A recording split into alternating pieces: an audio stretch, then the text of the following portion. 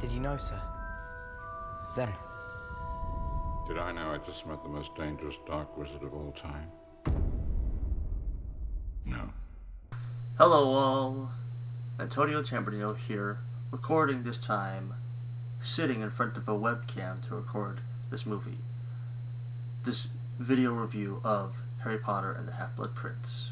Before the movie begins, the title card to inform me of the movie's rating displays, and I was a bit shocked to learn that Harry Potter and the Half-Blood Prince is in fact the last movie in the franchise to be rated PG. The movie opens with Harry's dealings with the Ministry of Magic, edited nicely in between shots of the subtly computer-animated Warner Brothers logo, colored in shades of gray, transitioning to areas of London, and forgive me if I get the location wrong, where we see how Muggles are growing more aware of the dangers that Death Eaters continue to cause for everyone, even if they aren't aware that it's the Death Eaters that they are facing.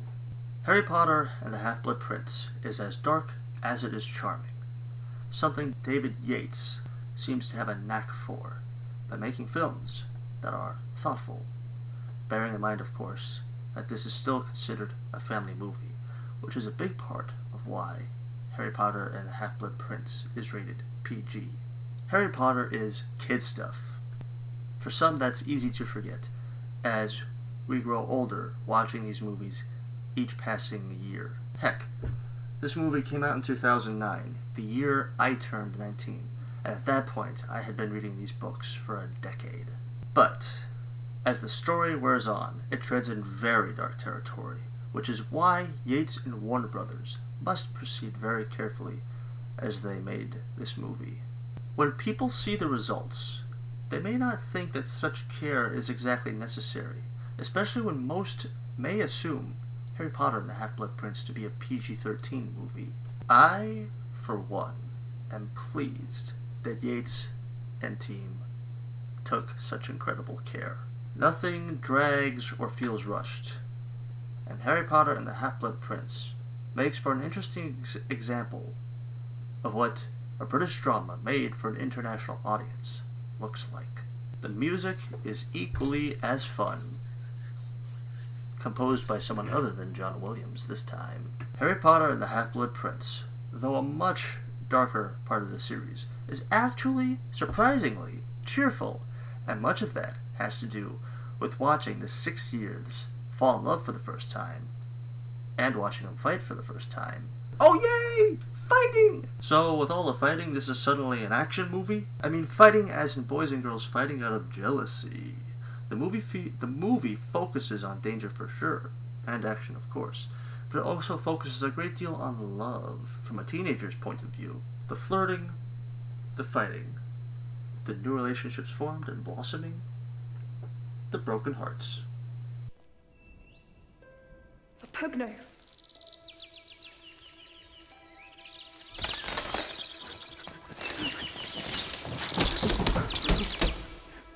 Lavender Brown chasing after Ron Weasley, leaving poor Hermione on the sidelines to watch the two of them make out over and over again.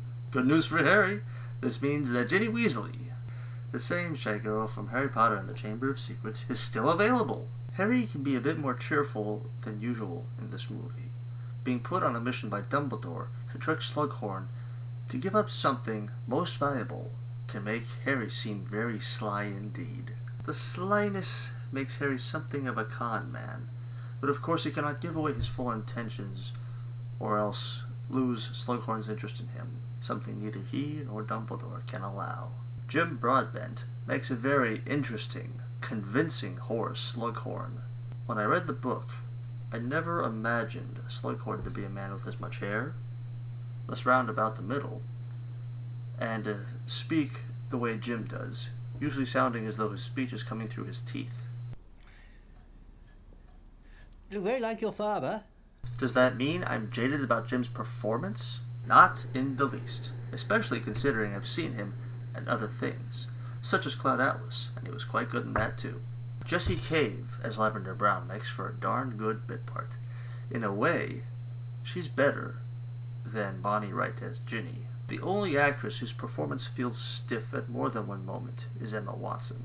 There are times when I feel I do see the Hermione I remember from the books, and there are other times when I feel like I'm seeing a Hermione who seems less Hermione-ish, if that's a word. Watching her and Harry and Ron burst into laughter as they sit around a smoldering pile of paper. Was that forced laughter I saw? Or watching her not do as well for a change in potions class and come close to having a meltdown. Was that gel they put in her hair? At either of those moments, the acting, the emoting on Emma's part, looks less genuine. The one criticism many a fan must have from the 5th book on is that odd pairing J.K. Rowling made in the series, putting Harry with Ginny and Ron with Hermione, something she had no doubt planned from early on, but no less left many a pothead scratching their heads. What will have some scratching their heads is why the actors are hard to hear at times. As mentioned before, it is a British drama, so the accents do get a bit thick. So thick, in fact, I needed subtitles to understand what was being said. But that should not take away from the wonderful experience this movie will bring many, a movie watcher and Potter fan. So what makes this movie rated PG? It is rated PG because there are, in fact, scary images in this movie. Images that most children would not be able to handle. But those scary images do not come until near the end. There is no decapitation, no visible shedding of blood, and no bare breasts. In fact, people walk around in this movie fully clothed. If you count seeing Bonnie Wright in a bathrobe and pajama pants fully clothed. But what 9-year-old or heck even 6-year-old would be bothered by that? All the flirting in the movie is innocent compared to the flirting you'd see in a romantic comedy. Intimacy looks childish, and by childish I don't mean as in silly or too cheesy or cartoon-like, but all the flirting and kissing that exists in the movie is taken to a certain extent. Imagine watching middle schoolers walking around the halls of their school while holding hands, and occasionally kissing. The movie, of course, gets dark, as Katie Bell gets cursed, or as Ron gets poisoned, or as Harry accidentally leaves a serious gouge at Malfoy during their duel in the bathroom. And then, of course, the scenes in the movie when Dumbledore takes Harry to the cave in which lies Voldemort's Horcrux. Horrifying stuff that could potentially scare even 13-year-olds. And finally, the scene in the movie, the death of Dumbledore. For these reasons, the digital enhancement in the movie gives it a dark copper color, perfect for creating a mood that is balanced between the warmth and friends and flirts and the ever-looming mission Malfoy has been sent on to murder Dumbledore. The dark copper tone also makes the movie look as though it's been set in stone. An interesting choice on the filmmaker's part, recognizing the impact the Harry Potter phenomenon has left on generations, kids and adults, and will no doubt continue to leave on future generations. Dumbledore has given Harry a mission of his own, to uncover a truth that will not be easily obtained from Slughorn, the new potions master at Hogwarts this time around, giving the position of defense against the dark arts to Snape. Whoa! It's because of this mission that Harry acts more coy and sly than he normally would.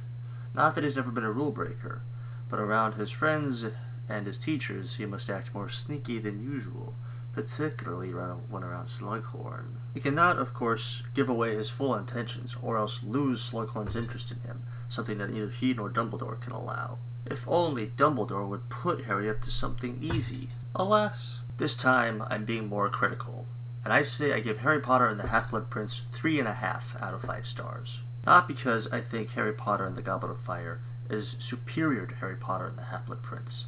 In fact, I think that in several ways, Harry Potter and the Half-Blood Prince is a superior film to Harry Potter and the Goblet of Fire. The reason for my verdict is because, as good as Harry Potter and the Half-Blood Prince is, it's still not as good as the books. This is the movie that showed fans everywhere that, once again, Harry Potter could be translated from a page-turner that kept many young readers glued to what was printed in black and white to something more vivid on the big screen in a thoughtful, successful manner. As good as the Harry Potter movies have been, this one set a new bar.